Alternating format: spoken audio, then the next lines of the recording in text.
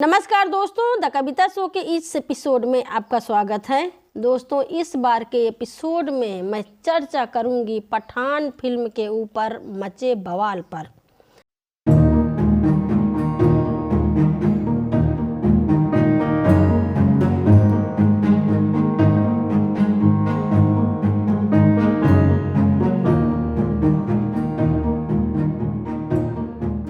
तो शुरू करती हूँ एक ऐसी टिप्पणी से जो अभी हाल ही में की गई है। बहुत विवादित बयान दिया गया है और ये जो विवादित बयान दिया है ये है हमारी धर्म नगरी जिसको आप बोलते हैं अयोध्या जिला के संत परमहंस आचार्य जी का।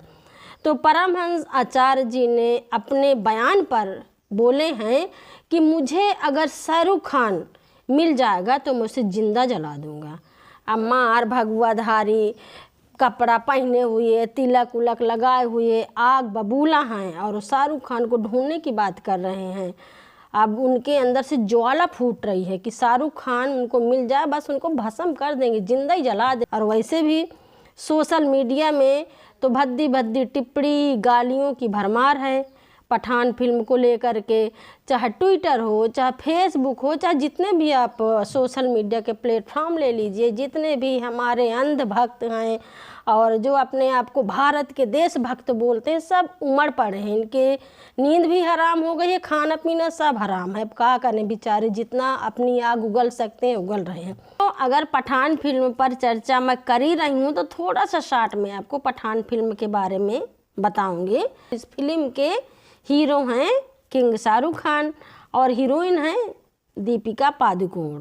इस फिल्म का पहला गाना जो अभी रिलीज हुआ है, जिस गाने के बोल हैं बेशरम रंग, जो सनातन धर्म के लोग हैं या जो अपने आप को देशभक्त मानते हैं, राम के भक्त मानते हैं, जिनको मैं कई बार अंधभक्त का नाम भी देती हूँ, अब उनके अंदर ज्वालामुखी फूट रही है।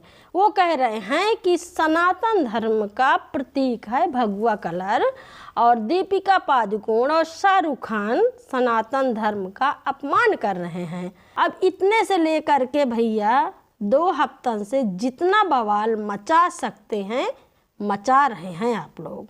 देखिए, जब भी कोई विवाद छिड़ता है उसके पक्ष और विपक्ष जरूर से होते हैं। बहुत सारे लोग हैं जो पठान फिल्म का बायकॉट कर रहे हैं और उसी में से बहुत सारे लोग ऐसे भी हैं जो पठान फिल्म का सपोर्ट कर रहे हैं, जो समर्थन कर रहे हैं, चाहे वो नेता हो, चाहे मंत्री हो, चाहे आम जनता हो, चाहे पुरुष हो, चाहे महिला हो।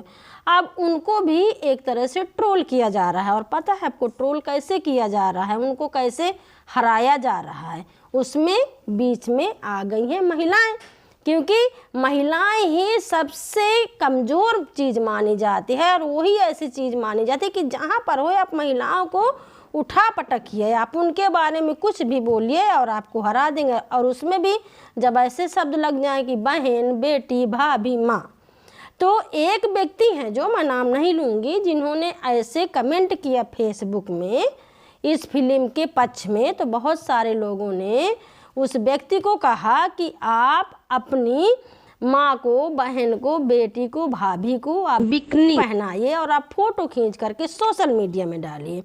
अब इतनी बड़ी बात आप कह रहे हैं और उसके बाद बहुत सारे ऐसी पोस्ट सोशल मीडिया पर आ रही हैं जहां पर नेता मंत्रियों को बिकनी बना करके फ़ोटो पोस्ट हो रही हैं। अब उसमें चाहे राहुल गांधी हो, चाहे केजरीवाल हो, चाहे हमारे प्रधानमंत्री क्या कहते हैं नरेंद्र मोदी हों, भैया यहाँ तक कि हमारे मुख्यमंत्री योगी आदित्यनाथ जी को भी नहीं छोड़े हैं। तो आप इससे क्या साबित करना चाहते हैं? बुंदेलखंड में बहुत दंगल होते हैं और मैं कई बार दंगल की स्टोरी करने के लिए गई। मैं ऐसी जगह में गई जहाँ पर मर्द कुश्ती लड़ते हैं। वैसे महिलाओं का जाना वहाँ अलाउ नहीं होता है, लेकिन फिर भी मैं गई। वहाँ पर जो आदमी लंगोटी पहनते हैं भैया, वो कई कलर की होती हैं और उसमें भगवा कलर भी शामिल है। और लंगोटी में भी सिर्फ उनका प्राइवेट पार्ट बस ढकता है और उसमें भी उनके अगल बगल के बाल वाल सब दिखते रहते हैं। मुझे तो खुद में पहले शर्म आ रही थी, लेकिन मैं ढीठ हो गई कि भैया तुम दिखा रहे हो, हमें कैमरा चलाना, हम शूट करेंगे तो हमने किया कलर। लेकिन वहाँ पर जब आप लंगोटी पहनते हो तो मर्दांगनी समझ में आती है। और कहीं मत जाइए, हमारे रामदेव बाबा को सब लोग जानते होंगे ना, जो योग गुरु कहलाए जाते हैं, जिनका प्रोडक्ट बहुत ज़्यादा चलता है, वो भैया लंगोटी बस पहने रहते। एक बार की बात मुझे याद है कि जब वो उल्टा खड़े हो गए थे योगा करते करते, तब भी उनके बाल सब दिख रहे थे। और उनका तो पहनावा यही है ना, क्या नाम है इसका, भगुआ ही। तब क्यों नहीं बात छिड़ती है, तब क्यों नहीं कोई चर्चा होती है? सिर्फ महिलाओं को आपको ट्रोल करना है, मुसलमानों को आपको ट्रोल करना है। क्या इस युग में सिर्फ 2 ही लोग ट्रोल करने के लिए रह गए हैं, महिलाएं और मुसलमान? उनका खाना, उनका पहनना, उनका गाना, उनके चरित्र पर सवाल उठाना। क्या आप लोगों के पास इतनी ही फुर्सत है? मैं भी सोच रही हूँ कि आप लोगों को जो सच में जहाँ पर बात करने की ज़रूरत है, टिप्पणी करने की ज़रूरत है, आपका दिमाग कहाँ चला जाता है? अभी के टाइम में गैस इतनी महंगी हो गई है, सब्जियाँ इतनी महंगी हो गई हैं, दाल चावल तेल इतना महंगा हो गया है, पेट्रोल के दाम इतने बढ़ गए हैं, बेरोजगारी फैली है, बीमारी फैली है, कोरोना दोबारा से दावत दे रहा है। किसी चीज़ में कोई टिप्पणी नहीं है आपके पास में, कोई बात नहीं है। सरकार तो यही चाहती कि आप उलझे रहो, कितना आप उलझ जाओ, एक जाल में फंस जाओ जिससे आपको निकलना मुश्किल हो जाए, ताकि आप मेन मुद्दे पर आप नहीं आओ, आप मेन मुद्दे पर बात नहीं करो, और वही आप कर रहे हो भैया हरो। तो दोस्तों, अब जाते जाते मैं बात करूंगी सरकार के ऊपर, प्रशासन के ऊपर, पुलिस के ऊपर, क्राइम ब्यूरो के ऊपर। जिस तरह से आप सोशल मीडिया में हम महिलाओं का हनन कर रहे हैं, एक तरह की छेड़खानी कर रहे हैं, उस पर मैं यहाँ पे अब बात करूँगी। इतनी ज़्यादा छीछा लेदर मची हुई है महिलाओं को लेकर के, जिस तरह से उनका उत्पीड़न हो रहा, मानसिक उत्पीड़न हो रहा। मैं आपको बता दे रही हूँ, महिलाएं बोलना नहीं चाहती हैं, क्योंकि मेरे जैसी महिला ही आकर आपके आंख में आंख लड़ा करके बात करेगी। घर के अंदर घुसी महिला भले सोशल मीडिया को चला दे, लेकिन उसकी हिम्मत नहीं पड़ती, क्योंकि कई बार उनके घर के मर्द भी यही सोच को पोस्ट करते हैं जो बाकी लोग कर रहे हैं। अब मैं ये भी सोच रही हूँ कि जब हमारे पास में कानून है, प्राविधान है सब चीज़ों में कार्रवाई करने के लिए, तो फिर कहाँ गायब हो गए हैं?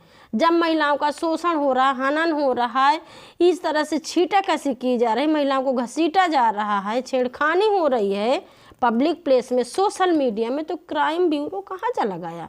क्यों ऐसे लोगों की आईडी निकाल करके, पोस्ट निकाल करके, स्क्रीनशॉट ले करके क्यों इनके ऊपर FIR दर्ज नहीं हो रही? क्यों कार्रवाई नहीं हो रही है?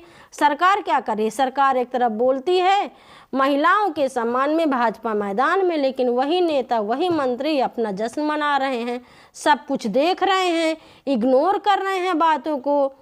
तो ये सब क्या हो रहा है? आप क्या करना चाहते हैं देश के लिए? इन सब चीज़ों में रोक लगनी चाहिए, कार्रवाई होनी चाहिए, बात होनी चाहिए, और जो ज़रूरी चीज़ है उस पर आप लोग बात करिए। बस मैं यही चाहती हूँ। और जो लोग मुझे सुन रहे हैं, अगर आपको मेरी बातें पसंद नहीं आई हैं तो भी आप दिल खोल करके कमेंट बॉक्स में जा कर के लिख सकते हैं। और अगर आपको इस शो की चर्चा पसंद आई हो तो आप अपने दोस्तों के साथ में ज़रूर से शेयर करिए। और अगले एपिसोड में फिर मिलूंगी कुछ अच्छी और करारी बातों के साथ में। नमस्ते। खबर लहरिया, आपकी खबर आपकी भाषा।